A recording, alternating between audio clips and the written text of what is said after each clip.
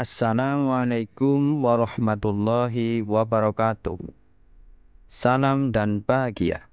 Saya Muhammad Hasan Asy'ari, calon guru penggerak angkatan 10 dari SD Negeri Penaungan 02, Kecamatan Ranuyoso, Kabupaten Lumajang. Pada video kali ini saya akan memaparkan kesimpulan dan refleksi modul 1.1, yaitu tentang pemikiran Ki Hajar Dewantara.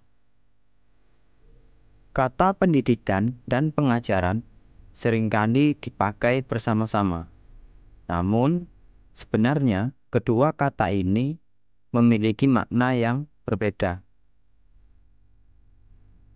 Pengajaran merupakan bagian dari pendidikan, di mana pengajaran adalah proses memberikan ilmu yang bermanfaat bagi kehidupan anak-anak, baik lahir maupun batin.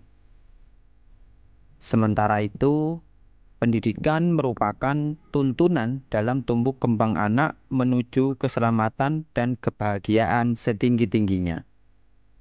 Dengan demikian, pendidikan bukan hanya memberikan pengetahuan, tetapi juga membimbing anak-anak untuk menjadi individu yang bertanggung jawab dan berkontribusi positif bagi masyarakat.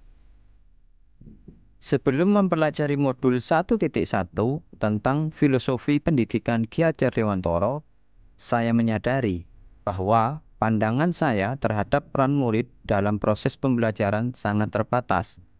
Saya menganggap murid hanya sebagai objek dalam pembelajaran. Hal ini menyebabkan pendekatan pembelajaran saya menjadi sangat terpusat pada guru atau teacher-centered learning. Selama ini saya cenderung mengandalkan buku sebagai satu-satunya media pembelajaran, dan metode ceramah menjadi pilihan utama dalam menyampaikan materi kepada murid. Saya seringkali mengabaikan kesiapan, minat, dan gaya belajar murid karena fokus utama saya hanyalah menyampaikan materi. Hal ini mengakibatkan murid menjadi tidak bahagia, mengantuk, bahkan tertidur saat pembelajaran di kelas. Namun, setelah saya mempelajari modul 1.1, saya menyadari bahwa keyakinan dan praktek pengajaran saya selama ini kurang sesuai dengan prinsip-prinsip Ki Hajar Dewantara. Saya memahami bahwa murid seharusnya ditempatkan sebagai subjek utama dalam proses pembelajaran, di mana mereka aktif terlibat dan berpartisipasi dalam setiap aspek pembelajaran. Saya juga menyadari bagaimana pentingnya pendekatan pembelajaran yang berpihak kepada murid atau student-centered learning, yang melibatkan beragam metode pembelajaran yang interaktif. Kini, sebelum memulai pembelajaran, saya sadar akan pentingnya memperhatikan kesiapan, minat, dan gaya belajar murid sehingga pembelajaran dapat disesuaikan dengan baik dengan kodrat alam dan kodrat zaman murid.